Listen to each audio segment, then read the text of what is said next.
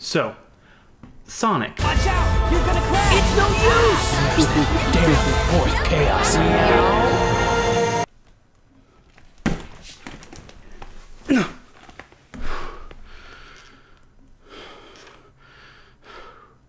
Maybe this was a mistake.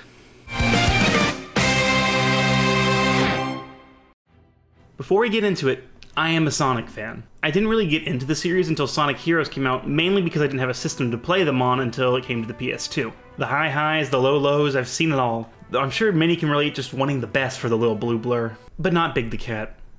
He deserves nothing. 2017 was special. In the same year we got the delightful Sonic Mania, and then just 3 months later, Sonic Forces. Again, special. Now get ready for a spicy take. Sonic Forces is... okay. No, it's not good. Sonic Forces is fine. It's one of those games where if somebody asks, hey, is this worth playing? I really don't know what to say. The game is short, has some bad physics, poor level design, a half-assed story, some beautifully laughable dialogue, and yet, I still kind of like it.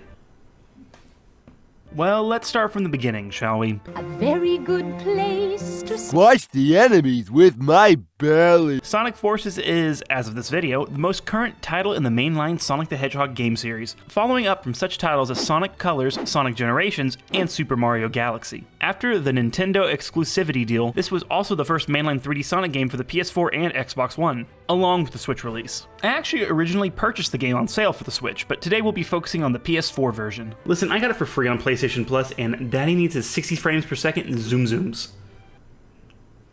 I'm never calling myself that again. Sonic Forces serves as a sort of gameplay continuation of the excellent Sonic Generations, featuring both modern Sonic gameplay with 3D and 2D side-scrolling mechanics, with the blue blur's homing attack and boost mechanics at center stage. Classic Sonic is a strictly 2D character, intended to control like the original Genesis games with a focus on spin dashing and hopping to defeat enemies. Let me emphasize that intended part again. There's also a third all-new character to play as, probably Force's biggest selling point. An original character. Yep, you get to create your own original OC and play as them as you become best friends with Sonic, living the dream. I'm pretty surprised it's taken this long for customizable characters to be included in a Sonic game. The Sonic fandom has been all about creating their own original Sonic World characters for a long time at this point. Seriously, Google search them. Or maybe not. At least have safe search turned on. So, Sonic Forces attempts to tell a quote-unquote darker story than previous entries. Because we know how well that went last time, huh? Previous Sonic games had switched to a more goofy, lighthearted tone that didn't really lean into any sort of drama. Personally, I like my Sonic to be both goofy and serious when it wants to, but I'll take either really. In Forces, the story goes that Dr. Eggman is attacking a city, and naturally Sonic goes to stop him. However, upon arrival, Sonic attempts to save Tails in a various collection of generic monstrosities, only to be confronted by a host of classic Sonic villains. And Zavik.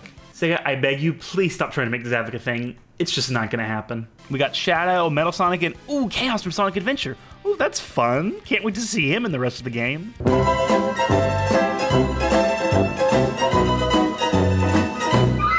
Now, in a genuinely bizarre turn of events, Sonic is quickly defeated by all the villains, including this new edgelord named Infinite. He'll be kind of our secondary antagonist paired up with Eggman. I'm actually a fan of his design. It's fun, but he's one of those villains that just likes to dramatically monologue about how evil they are and really nothing else. Meh.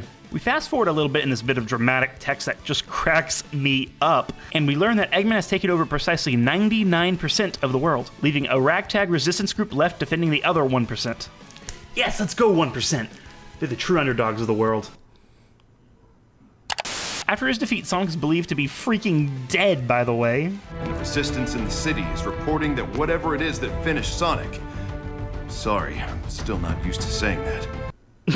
I still dream that Sonic is with us. Look, I'm sorry, this game's trying so hard to be serious, it's just funny. Like, yep, I fully believe that Sonic's dead. Definitely. For sure. Absolutely. This early cutscene also really shows as to why the story feels so underbaked. It's all about telling and not showing. Exposition is fine, mind you, but when all we get is people just standing around a mediocre attempt at a war room talking doom and gloom, and also Charmy the Bee is here, I find it hard to invest in. This is kind of how the whole story goes. Even cutscenes like this are rare. What there is of a story is delivered the majority of the time through these little talking head interstitials where we get such iconic gems like this. When Knuckles learns that, shock of shocks, Sonic is alive? My spy there says he's in a solitary confinement cell, and they've been torturing him for months. And yeah, this is the story. Taking back the world from Eggman's sparingly sane forces. Oh, also Classic Sonic shows up for reasons. It's been generations since I seen you. You okay? Get it? Because it's a Sonic Generations reference.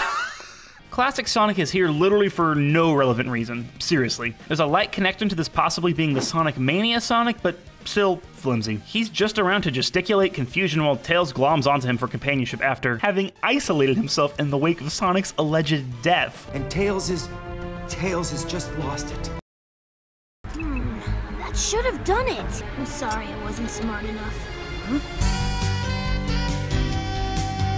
So the first order of business is to save Sonic, who, big surprise, is being held in Eggman's base in space. How the cast of beloved characters in Charmy didn't surmise this, we'll never know. Also, Sonic's looking pretty chill here for a Hedgehog who's been torturing him for months. Wild. It's just another instance where this game's story attempts to be mature and darker, but really only pretending to be. Look, I'm not asking for a bloody and beaten up Sonic, this is still a family game, but like, can we give him like a scratch and a little band-aid?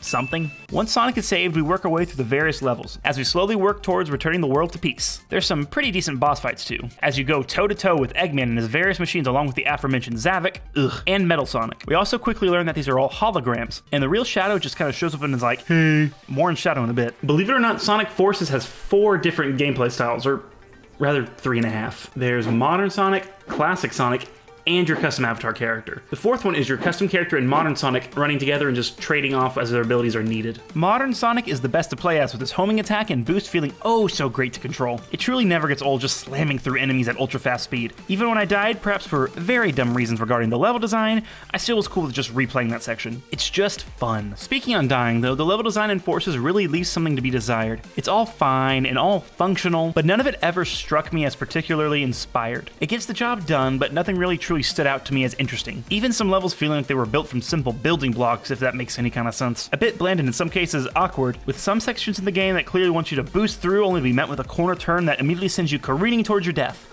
Minor annoyance, but it stuck out to me on my playthrough. The custom character with various fashionable accessories, I'm partial to the horrifying green skin type suit myself, or maybe the Scales and Crocs combo. You use various wisps, an inexplicable holdover from Sonic Colors, to power various weapons and devices for fighting and traversal. There's a cannon that you use as a flamethrower, and to get in extra multiple jumps that can be handy for some 2D sections of the game, along with others that grant you abilities like the classic Light Dash. I actually rather enjoy playing as the Avatar character. The platforming can end up more clunky than it should on some occasions, but it's a decent change of pace. And you have a little grappling hook that does a snazzy little power slide animation when you take tight corners. You don't really control it, but it's just a slick bit that's fun to watch. And then there's Classic Sonic. You think after he worked so darn well in Generations that it'd be smooth sailing here.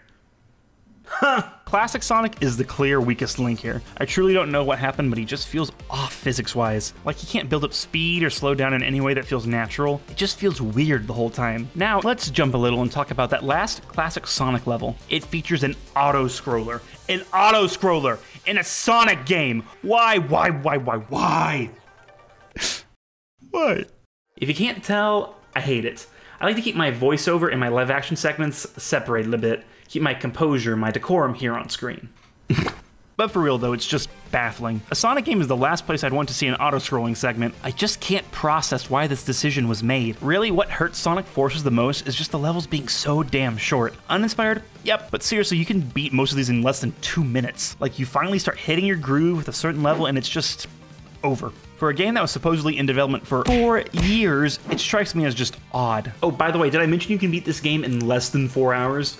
Because it's freaking short. I'm not even joking. My most recent playthrough actually took me just over 3 hours to complete. It's just surprising, really. For comparison, Sonic Heroes has 4 different teams to play as in their own story modes, and just one of those takes around 4 hours or so to complete, depending on players' familiarity. For such a hyped-up core Sonic release, it's just baffling to me that it's so dang short. To me, it screams as a game developed in 4 years, but with perhaps a few restarts across the time. To couple with this, the game only has 3 level designers, which, while not extremely unusual as other Sonic games have had smallish design teams, these designers were completely new to developing on a main title. I mean, good for them, such an opportunity, but where were the veterans to help guide the vision? I'm not saying it's required to have the same people on the same team every time. I just find it odd that not even one veteran was on the design team, and I fear this is why the game's levels turned out so bland and short. I can only speculate, but this game just reeks of development problems. Anyway, enough of the conspiracies.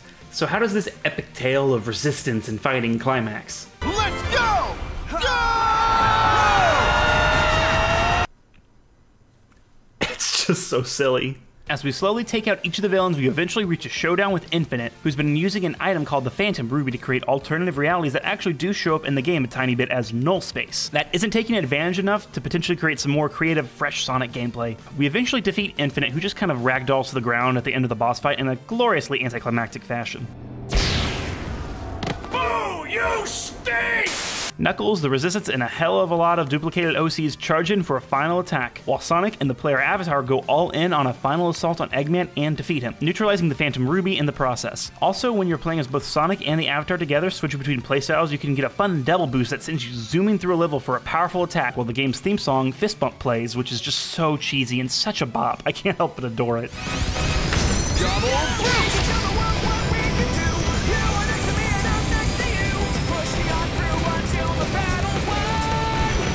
It's so fun, and I can just imagine the fans that lose it at finally being able to fight with Sonic in a game. It's great, and a part of Forces that genuinely succeeds at doing what it sets out to do. Full stop. So, that's it. The Resistance succeeds. Tails says this. True that. Bless him. And classic Sonic returns home. No, stop, come back. The player avatar sets out on their own as modern Sonic and company begin to rebuild the world that we barely ever caught a glimpse of. In the end, a really safe, boring story that really wanted to be something darker and more mature for the Sonic series, though not overtly dark like some games in the franchise. Where's that? Fourth chaos. In the end, the game isn't very good for all the reasons I've already mentioned, but I still kind of enjoy it. Maybe because the game is so short, it doesn't have a chance to become tedious, but I still think Forces is a good time. Not a go buy it now good time, but maybe rent it or borrow from a friend or get it steeply on sale good time. It's got some deep, deep flaws, but when the gameplay is fun, it's a real blast, and while the story is trying so hard to be taken seriously, I just end up finding it charming in its earnestness to be mature. Not quite a failure of a game isn't exactly a ringing endorsement, but if what you see interests you, I say check it out. Only if it's very cheap though. Otherwise, just stick to Sonic Generations for your modern classic Sonic fusion fix. So that's Sonic Forces, one of the purest definitions of a mixed bag in my opinion. But wait, there's more! Sonic Forces had DLC. No, seriously, but it came with the game at launch. It's Episode Shadow, a small side story where you play as Shadow through some missions that take place prior to Sonic Forces' main story. 3 levels, like 30 minutes, in funky cubes placed all over pre-existing levels that are here just to give you trouble while remnants of the Phantom Ruby float around while Omega has some troubles over intercom. Emergency withdrawal. IME 123 Omega, the most powerful. I genuinely like playing as Shadow. Yes, even in that game. And let me see what you have. Gun. No! But this bit of DLC is such an afterthought, it's barely worth discussing. Once the DLC is completed, however, you do have the ability to replay modern Sonic levels as Shadow though. Doesn't fix the levels themselves, but it's kind of a fun extra. There's also some side missions you can complete as well, which you'd assume would max the final percentage of Eggman's control to 0%, but that's not possible. It just doesn't change. No big deal, but I'll be honest, I didn't really bother much with the side missions anyway. Also, Super Sonic was DLC that was meant to be paid for originally, so there's that. Sonic Forces falls cleanly in disappointment. As of right now, we don't know what's next for Sonic game-wise, so as always, we just gotta hope for the best. Being a Sonic fan, even just a casual one like me, is quite the roller coaster. Even one with a hill and dip in the course of just 3 months. There's always something good to find in a Sonic game. Well, almost. And I really hope Sonic Team is able to take the reception of Forces and bounce back with something truly great whenever that comes. Yep, first time talking about a Sonic game on here. Tune in next time when I upload a 2.5-hour tribute to Big the Cat. I'm deadly serious. Without Sonic, the people are losing hope and giving into despair. Despair is a luxury we don't have. I still dream that Sonic is with us. Do you think he might be... I'm an optimist, but I'm also a realist. Sonic is gone, Amy, and Tails has just lost it. And the resistance in the city is reporting that whatever it is that finished Sonic... Sorry, I'm still not used to saying that.